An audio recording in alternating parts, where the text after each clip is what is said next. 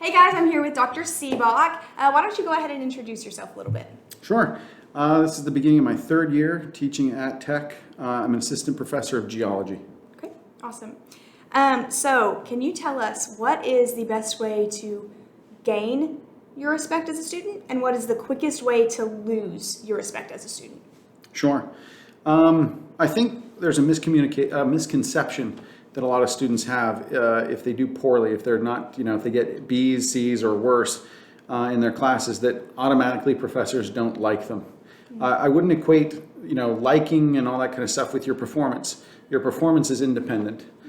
Personally, I realize that you have a life, and even though I think geology or environmental science should be the most important class of your, semester, you have other commitments, and so you're going to have to deal with those constraints. For me, the biggest thing has to come down to integrity and how you behave. I am far less concerned with your performance on grades, etc., as long as that meets what your expectations and desires are. But if you cheat or you are intentionally dishonest with me, then it's a whole different issue. That, to me, that's when it starts to become a problem, when I can't trust you as a student.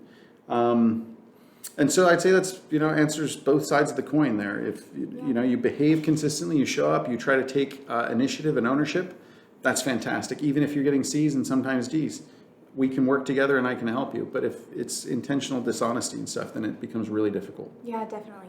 So you mentioned like a key phrase there, as long as you're showing up. So to you, does attendance matter? Even if you have an A, do you still expect your students to attend every single class? How do you feel about attendance? A lot of times, for the classes that I teach, there are labs with them, and you got to be there for that. Yeah. There's no substitute. I mean, I can assign makeups. It's just not the same. You don't get the experience of working in the groups. You don't get the hands-on experience with the samples. I understand, and it's particularly coming out of COVID, we have to be flexible, and there are makeups, and we do try to accommodate that kind of thing. I do specifically, but it's difficult for you to grasp some of the topics and work if you aren't showing up. Definitely.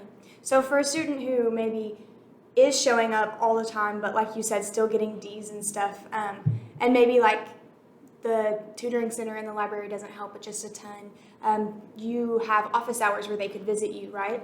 Absolutely. I think it was pointed out by some other professors here I've talked to, depending on where you're coming from out of high school, et cetera. I mean, in high school, teachers don't have office hours. And so office hours is kind of a strange concept. It's basically scheduled time that a professor is in their office, ready to help you, answer any questions. I mean, we're supposed to have 3 scheduled hours a week, at least, I think. But one of the important points about Tech is that this is primarily a teaching university. Most professors are going to be far more accessible than those 3 scheduled hours. So, I mean, I have WebEx hours, email me, I can set up WebEx hours, we can chat. There are even some situations that I'll chat after hours, after 5 p.m. with students, because you have class all day and then you're working or something like that. And I try to accommodate that. But definitely engage and interact with your professor. That's where you clarify material and ask questions, and we can sort out and get you from the D's to the C's or B's or whatever you need. For sure. Yeah, I remember I had Professor Seebach for environmental science, and I remember we had this one paper, and it was on mitigation in the environment, and I was really struggling because I never wrote a scientific paper before, and I ended up coming to you, and I was like, please help, and he sat on WebEx with me for an hour, I think, and we just really nailed it down. Of course, then I went 300 words over the limit, and so I still got a D. But we fixed it. We fixed it. Yes, he was gracious enough to give me an extension so I could kind of refurnish it and get it polished up a little bit. So definitely, guys, ask, like he's saying, make sure that you have that relationship with your professors where you can go talk to them, and that they will help you. That's super, super important. One thing I'll add, I've talked to a few different professors in not just the sciences or not just geology.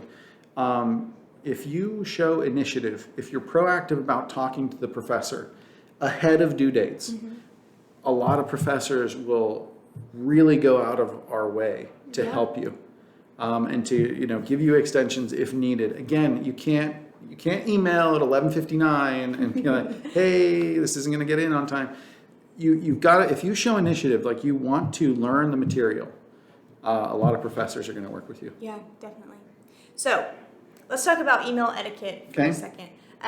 Do's and don'ts. What are your tips for that? I'm not perfect at this. As a grad student, I've apparently sent 2 emotional emails to professors, and that didn't go well. I've been on the receiving end too, where I've gotten some emails, so it's hard. I'm not a fan of email. I like its convenience, and it's a preferred way to contact professors. Try to minimize adjectives and emotion. It's hard because you want to convey things. And in the past, when I've gotten in a little bit of trouble with this, I spend hours working on a problem, and I'm really frustrated with the problem, and it comes off in the email that I'm really frustrated with the professor, and it's not the case. If you can do it, I'm not great at it. Try to wait 5 minutes before you hit send. Write it, walk away for a second, talk to someone, vent maybe, come back, read it. Did that actually convey what you wanted it to? Best case scenario, say, can we just set up a time to meet? Yeah. And that way you can read each other's body language and get an idea. Even if WebEx is the next best, because you can at least see facial expressions and see the emotion and clarify immediately as needed versus getting in trouble with the email.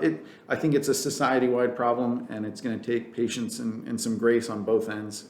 Just not making assumptions or assuming that a student is really pissed or something like that. Definitely. So, kind of a hot topic in today's education culture, I guess. Extra credit. How do you feel? Do you give extra credit? Yes, no, good, bad? What do you think? So I grew up and did a lot of schooling overseas. And when I moved back to the United States, junior year of high school was the first time I encountered extra credit. And I could not believe, when the students asked, when the classmates asked, I was like, can we get extra credit? And I thought, what do you mean you can't get extra credit? What is extra credit? For what? Do the work. But now I see what it is. I don't give the type of extra credit where it is, go to the volleyball game or the football game and we'll give you extra credit. Very popular with high school coaches sometimes. Yeah. But there's more direct and appropriate extra credit that I give, at least to the course material. I guess what I mean with appropriate. So for example, in my geology course, every homework assignment has bonus or extra credit questions. They're a little bit more challenging than the actual material in the chapter, more applied. If you put in the extra effort and it's material focused, then I give you the bonus points. I think students should be able to truly earn their grade. When I was a student, it felt, even as a good student, you feel like you're trying to stop the hemorrhage. You start the class, you start the semester with 100% essentially, right? Everything, is set, here are your points, and you're just losing. Every single assignment you're losing, unless you get 100%. Yeah. There's no way back. And so I routinely try to give extra credit or ways that you can earn points that are related to the course material, and you just put in the extra effort. Funny thing with my geology class, I would say it starts off pretty good, but I would routinely less than 50% of my students will actually do the challenge question extra credit on the homework. And they can ask. I say, you can email me and ask about this. You can ask for help on this. You can work together on this. Yeah. That's crazy. Anytime there's an opportunity for extra credit, I'm like jumping at it. I want that extra credit. Sure. I don't always need it, but I want it. Like if I have 103 in a class, but there's an opportunity for extra credit, you better believe I'm doing that assignment, Well, just in case, right? Yeah. If you do it now, then when you get the end of the semester, especially if you're like right on the edge, you're already taken care of. Yeah, 89.3. Sure. Oh, need that extra credit. Sure. All right, so last question. Either, what is your favorite memory teaching? Or if that's a bit of a tough one, why do you continue to teach? Or you can answer both if you know. Okay.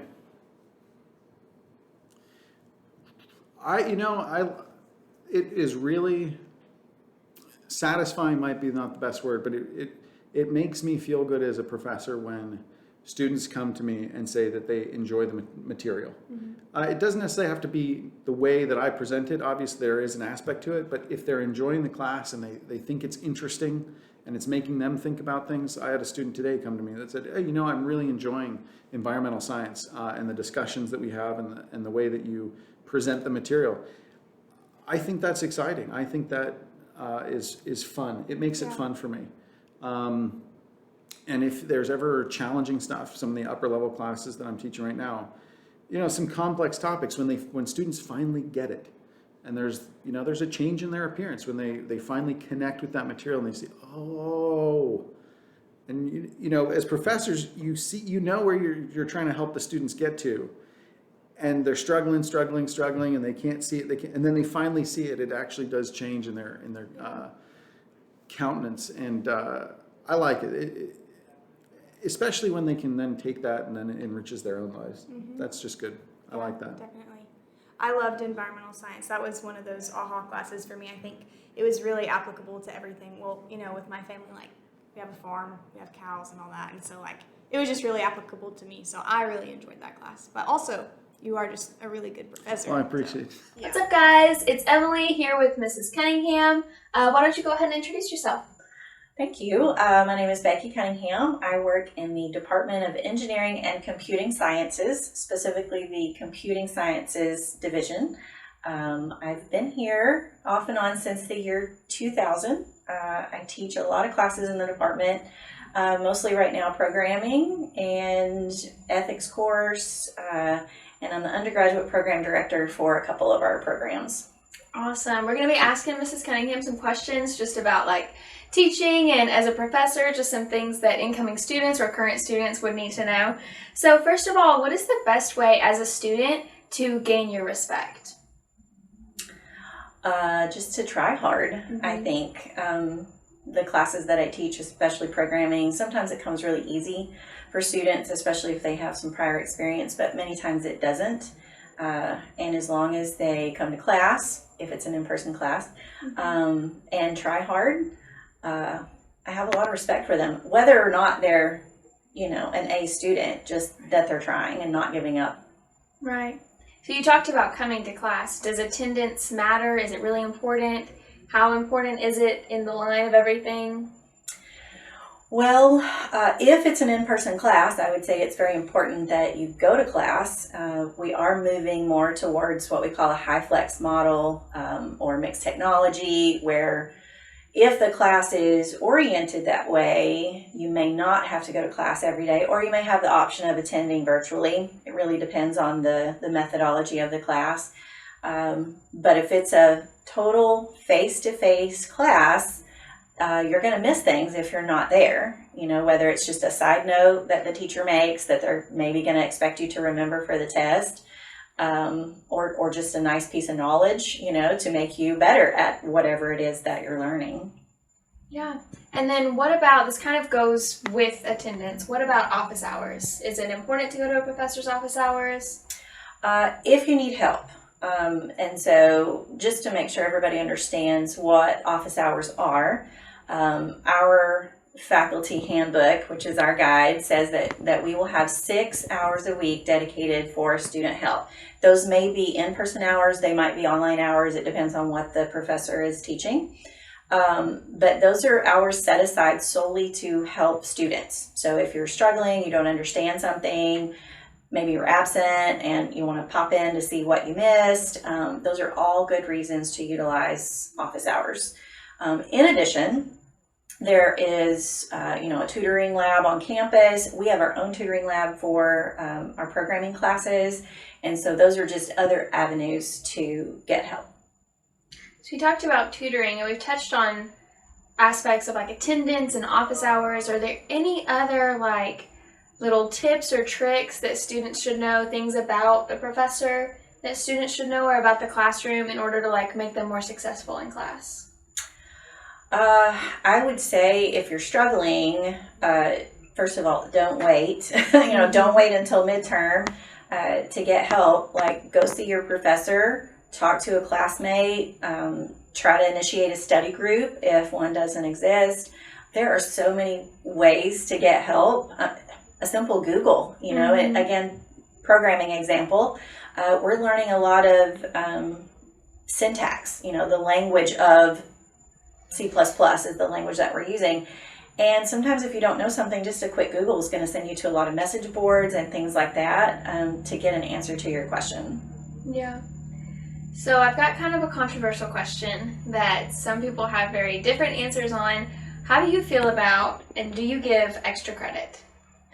I very rarely give extra credit. I know a lot of professors do. I typically don't, because I think that students should do the work that I assign. Mm-hmm. And typically the only requests I get for extra credit are at the end of the semester when someone's grade is suffering because they haven't done the work that's assigned. And they're like, what can I do now to get my grade up? And my philosophy is like, dude, there's 1 week left in class, you know? It's kind of late to be, you know, going back and backtracking.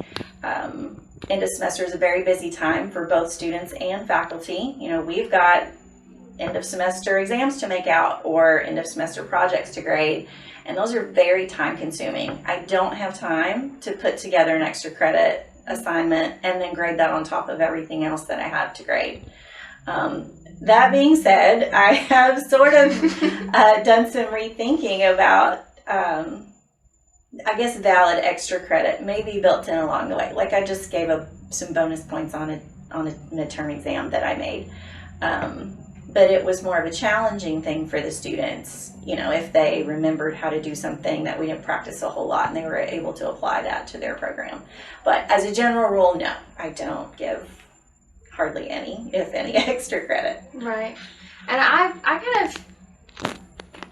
I'm in education. I'm going into education. And I'm more on the like strict no extra credit side than I am on the frequent extra credit. But I did have one professor that she would give us an extra credit opportunity at the end of the semester if we had no outstanding work, no missing work. And I feel like that's kind of the right idea behind it, of like, this is not something to fill in the holes because you've not done your work this semester. This is just something if you've actually put forth the effort and haven't gotten the grade that you wanted, here's a little extra boost that can help you. So lastly, Mrs. Cunningham, why do you teach? Why are you here? You told me it's your 28th year of teaching. Why do you come back? I love helping people, but I really love helping students. You know, there's that old saying, I go into teaching or education to make a difference, but for many of us, that's true. I mean, it may sound really sappy and, you know, from the movies or something, but, you know, certain personalities, you love to help people. That's why we have a lot of service professions out there, and teaching definitely is a service profession. I love helping students learn skills that are going to help them be better in life, you know, help them decide on a career. You know, which major is best for you. We have 5 different majors in our department, all related to computing. And so we get a lot of students here that say, oh, I want to major in technology, but they don't really know which area of technology. And so I enjoy helping them discover that.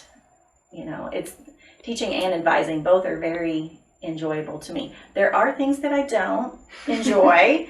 You know, we have a lot of meetings, we have a lot of paperwork, don't really enjoy the grading, you know, but that's true about any profession. You're going to have positives and negatives, but if the positives greatly outweigh the negatives, you know, then that's a career that you should consider.